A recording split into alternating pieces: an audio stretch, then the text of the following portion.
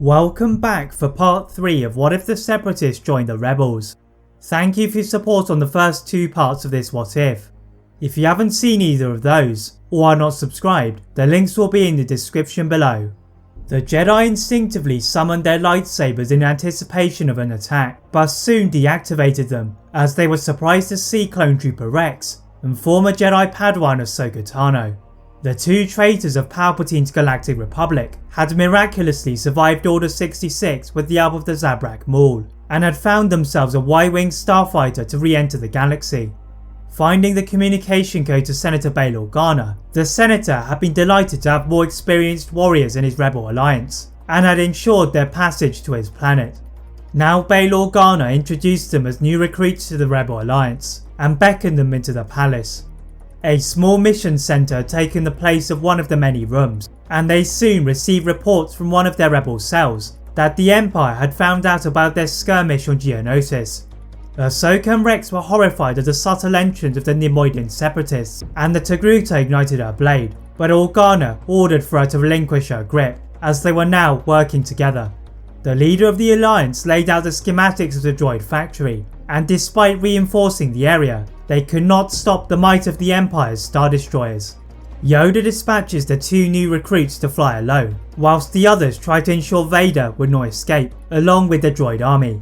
The move was secretly employed by Yoda to avoid any confrontation between Vader and his former apprentice and clone trooper, but it was delaying the inevitable. Ahsoka and Rex trail the freighter piloted by Bail Organa, and they split up as soon as they see the enormous Imperial Star Destroyer looming over Geonosis. The former Jedi uses her mastery of flying to dodge through the heavy fire, as Rex fires at the turbo laser turrets, hitting several of them, but they are useless to resist the powerful tractor beam. They both prepare themselves for the inevitable battle, and they find that they had a battalion of droids at their disposal, so deploy them ahead of their landing. The shields of the destroyers absorb a lot of the blaster fire, and without immediate access to electro-proton bombs, the Imperial troopers allow Ahsoka and Rex to slip through and into the elevator.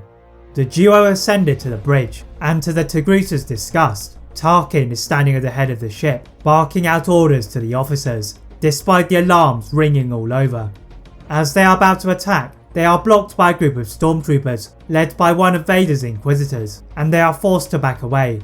Force pushing Rex back into the turbolift, Ahsoka meditated on the cold floor and lifted the Inquisitor's lightsaber into the air, then perfectly twirled it to decapitate the line of stormtroopers and pointed the blade to the dark side user's throat.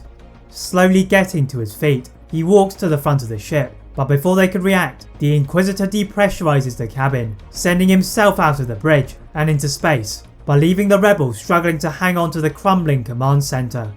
The B-2 battle droids flew out, and Rex activated the magnetic floor so they could use the feet of the BX series commando droids. Ahsoka is about to lose her grip when they are rescued by a squadron of Geonosian starfighters unleashed by Poggle the Lesser, and the rebels climb aboard, not before launching detonators into the core of the Star Destroyer. The Geonosians guide them to the surface below, where Obi-Wan and Yoda are struggling to deal with a number of Imperial troopers, despite their droid reinforcements, and the escaping rebels have to quickly join the fight. A small group of Imperial officers have been alerted to the location of Vader, and despite the pleas of Yoda, Ahsoka feels the Force calling to her in a small chamber, but to her shock, her former master had been unleashed. Vader pointed his lightsaber at Ahsoka, demanding to know the location of all the other Jedi, but she refused to bow to his request and instead threw a detonator into the room, and running back to Yoda, they completed their defense of the droid factories. The surviving droids guarded the entrance to the facilities from any further threats, as the rebels returned to the safety of the rebel base on Alderaan. But back on Geonosis, the collapsing cave had not stopped moving, as Vader raised an angered fist through the rocks and summoned a burst of force energy to destroy the debris on top of him. Staggering to his feet, he found the closest abandoned Imperial TIE fighter and flew to his Imperial Star Destroyer, greeting the hologram of his master Darth Sidious. The Sith Lord was displeased that he had been captured so easily, and ordered him to correct his mistake by eliminating the Separatist Alliance, which had been an annoyance for far too long. Vader would not hesitate. That is it for part 3 of What If the Separatists Joined the Rebels. If you'd like to see the finale soon, please like this video, turn on that notification bell, click that subscribe button on this channel for more what ifs, as well as on my other channel What If Films. And as always, leave a comment on what if you'd all like to see next, and how I can improve my videos. Thank you all very much for watching, and see you next time.